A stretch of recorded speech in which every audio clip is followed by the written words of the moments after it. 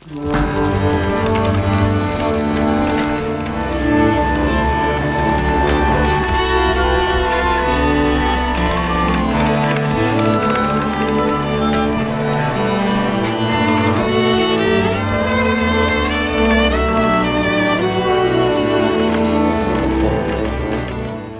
leur création il y a un siècle, les écoles d'art américaines de Fontainebleau attachent une grande importance aux instruments à cordes et à la musique de chambre.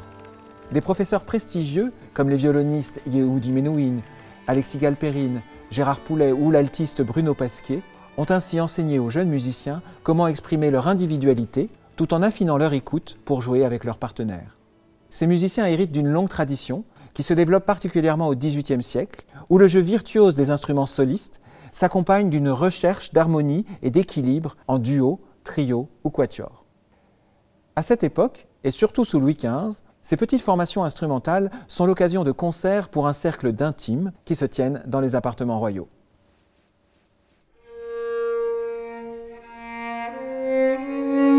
La musique sous Louis XV est surtout l'affaire de la reine Marie Lesinska, que le roi épouse au château de Fontainebleau le 5 septembre 1725.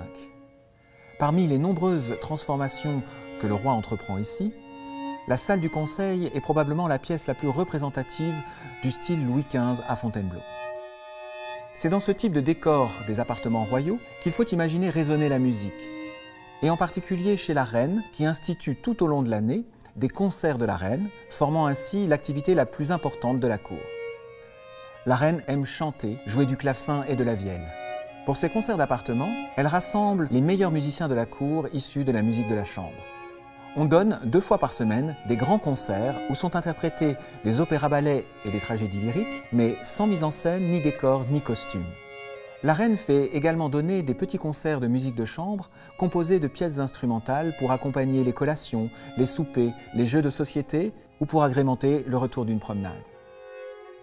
Elle aime écouter ces concerts d'appartement depuis sa chambre, les musiciens jouant dans son antichambre.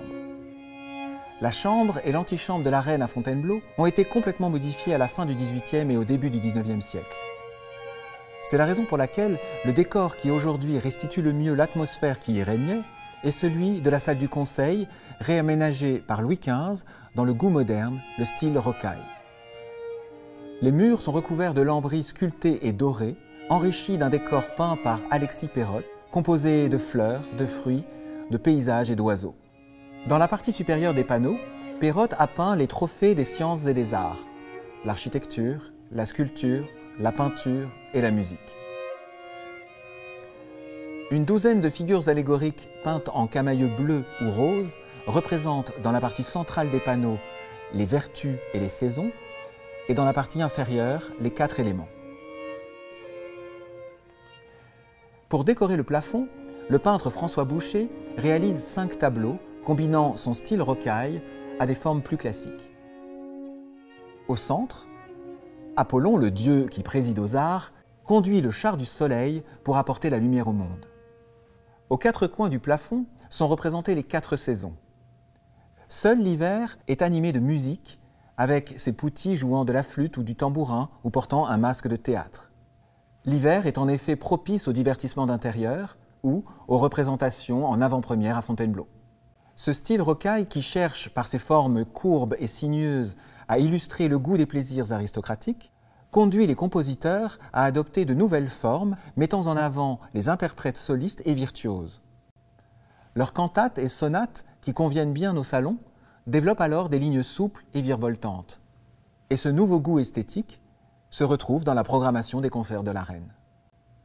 Lors de ces concerts, le violoniste Jean-Marie Leclerc dévoile ses talents d'interprète, mais aussi de compositeur emblématique de cette nouvelle esthétique, lui qui commence sa carrière en Italie en étudiant avec un élève de Corelli.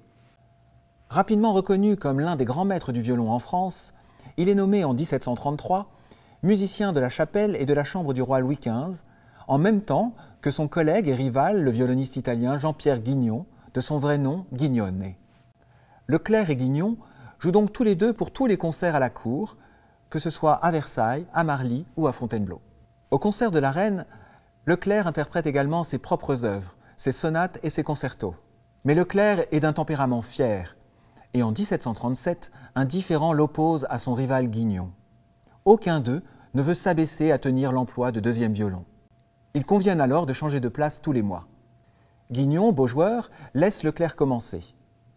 Mais lorsque le premier mois est écoulé, Leclerc refuse de laisser sa place. Il préfère renoncer à sa fonction de musicien du roi plutôt que tenir un emploi qu'il juge subalterne.